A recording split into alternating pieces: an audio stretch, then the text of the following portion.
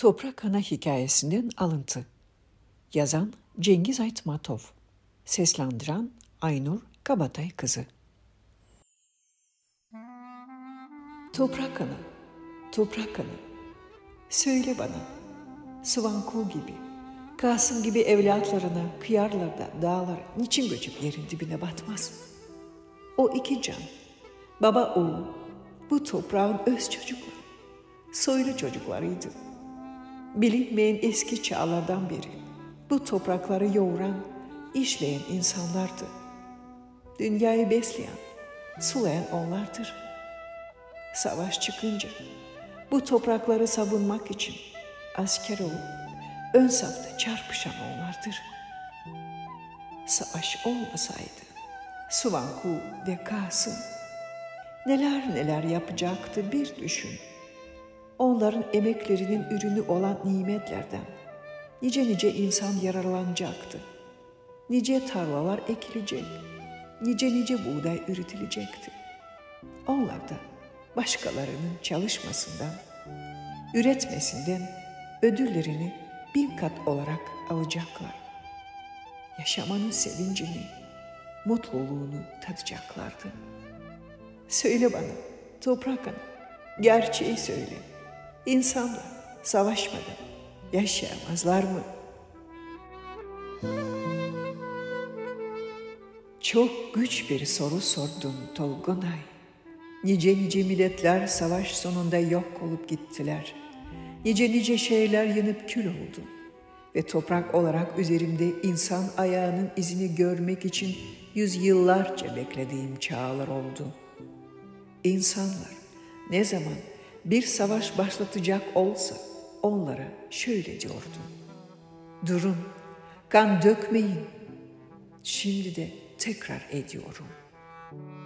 Ey dağların, denizlerin öbür tarafındaki insanlar, siz ki mavi göğün altında yaşıyorsunuz, savaş neyinize gerek? Ben toprağım, bana bakın. Ben her biriniz için aynıyım ve siz de benim gözümde eşitsiniz. Benim için önemli olan sizin sözleriniz değildir. Ben sizin dostluğunuza muhtacım, çalışmanıza, beni işlemenize. Saban izine bir çekirdek, bir tohum tanesi atın, size 100 katını vereyim. Küçük bir fidan dikin, kocaman bir çınar vereyim. Evler kurun, temel olayım, üreyin, çoğalın, hepinize güzel bir barınak olayım. Derinim, yükseğim, büyüğüm, ucum bucağım da yok. Hepinize yeterim ben. Sen de bana, insanlar savaşmadan yaşayamazlar mı diyorsun Dolgunay? Bu bana bağlı değil ki. Siz insanlara, niyetinize, irade ve bilgeliğine bağlı.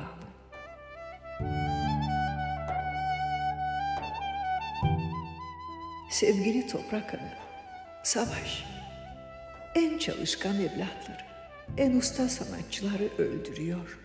İşte bunun için ben hayatım boyunca bu cihanetlerden, bu katliamdan nefret ettim. Savaşa karşı geldim.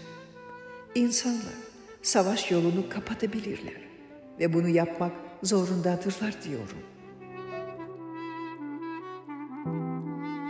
Savaş olunca benim acı çekmediğimi mi sanıyorsun Tolgunay?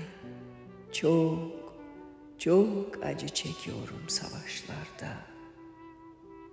Ölen köylülerin güçlü kollarını özlüyorum hep.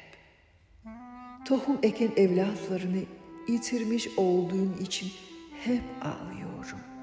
Onlar hiç gelmeyecek. Sıvanku, Kasım, Caynak ve ölen bütün öteki askerler hiç gelmeyecek.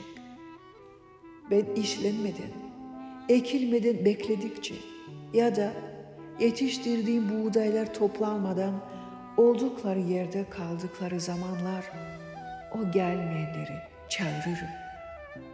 Neredesiniz çiftçilerim? Nerelerdesiniz? Hadi kalkın, gelin. Yardım edin bana. Boğuluyorum, ölüyorum evlatlarım. Yetişirin, kurtarın beni derim.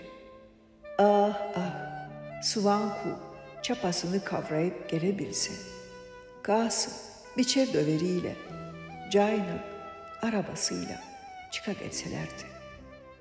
Ama sesime ses vermiyorlar. Bu güzel sözlerin için sana teşekkür ederim Toprak Ana. Biliyorum sen de onlar için üzülüyor. Onları hasretle anıyorsun. Tıpkı benim gibi onlar için gözyaşı döküyorsun. Sağ ol Toprak Ana. Sağ ol.